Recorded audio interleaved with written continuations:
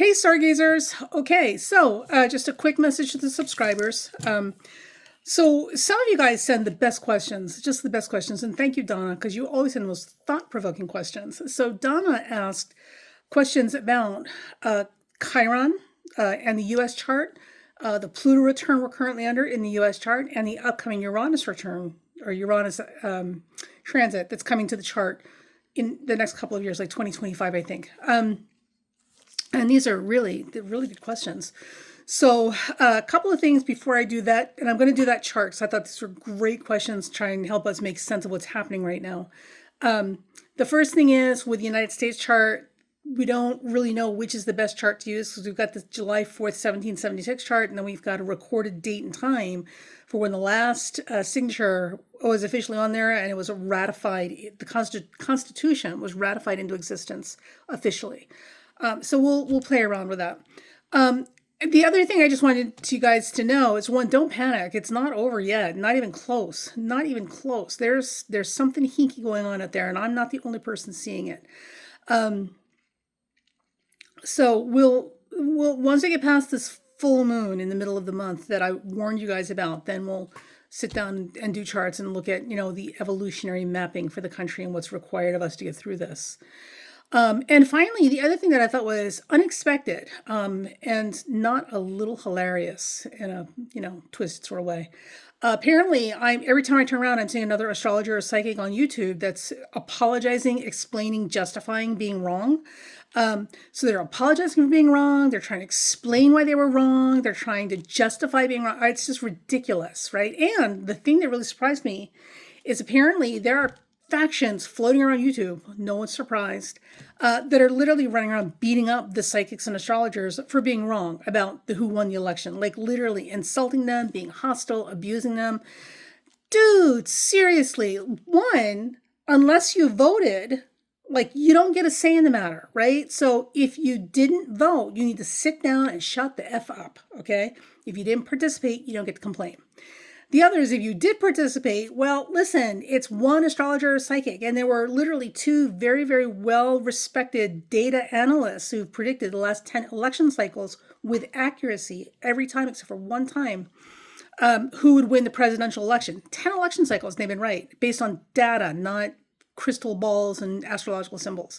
And even they were wrong this time. There's something hinky about this election. We can all feel it, even if we can't identify where the problem is, because it's just a little too convenient and a little too handy that not only did Trump win re-election, but the Republicans took the House and the Senate.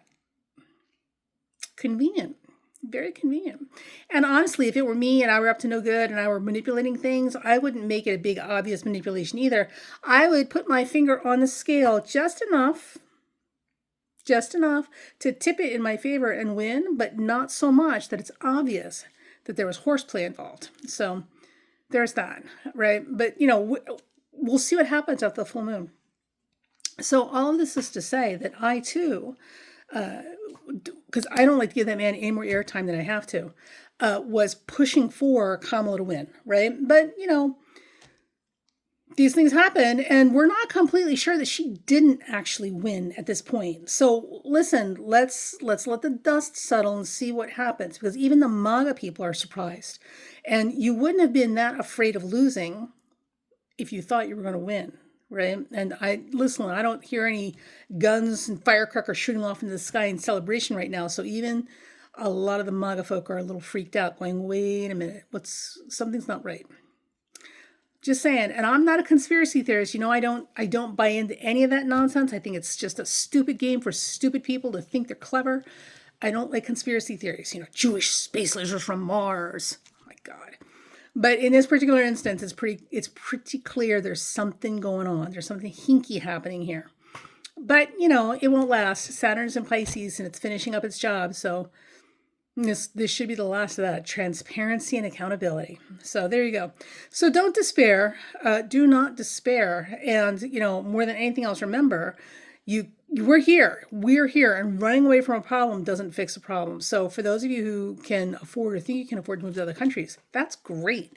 The rest of us are stuck here dealing with this mess.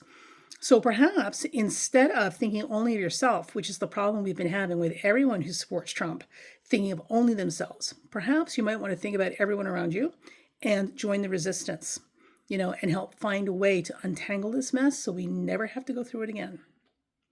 In the meantime, don't beat up the astrologers and the psychics because they were wrong. They can be wrong. They're human, for God's sake. And listen, unless you lost money, unless you lost legal case, or unless you lost an opportunity to get better medical care and medical care choices because you listened to an astrologer or psychic's prediction instead of the appropriate expert and professional in those fields, well, you got no one to be mad at but yourself for making such a stupid decision.